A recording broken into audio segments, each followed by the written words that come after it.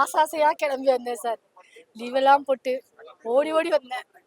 கடைசி நிமிஷத்துல ஒரு ட்விஸ்ட் ஒன்று வச்சாங்க பாருங்க. பார்க்கிங்ல வண்டியை நிப்பாட்டும் போது படம் இல்லை அப்படின்னாங்க. திருப்பி கேள்வி கேட்கும்போது 10 மணிக்கு வருவோம்னாங்க. சரி ஒரு ½ hour 1 hour தானே வெயிட் பண்ணுவோமே அப்படின்னு வெயிட் பண்ணா இல்லை மத்தியானம் ஷோ தான் நாங்கன்னு சொல்லிட்டு தான் வேற வழி இல்லாம மோகன்லால் படத்துக்கு போனேன். எம்ரான். உண்மையிலேயே சொல்லலாம் லூசிபர் பார்ட் 2ன்னு சொல்லி சொன்னாங்க. ஆக்சுவலி நான் பார்ட் 1 பார்க்கல. ஆனால் பார்ட் 2ல பார்த்தீங்கன்னா ஃபர்ஸ்ட் ஒரு 10 நிமிஷம் செம்ம ஒரு தெலுங்கு படம் பார்க்கலாம்.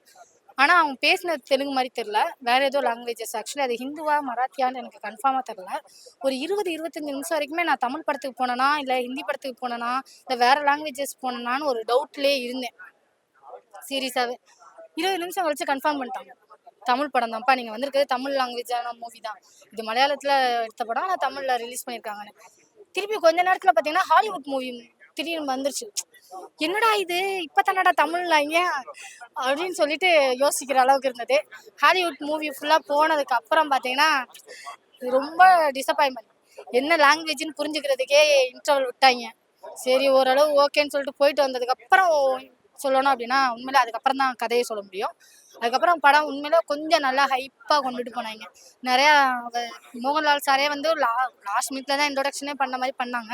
பாதியில் இன்ட்ரோடக்ஷன் பண்ணது ஏன்னா வெயிட் பண்ணி நொந்து போனதுனால இன்ட்ரோடக்ஷன் பண்ணிட்டாங்க.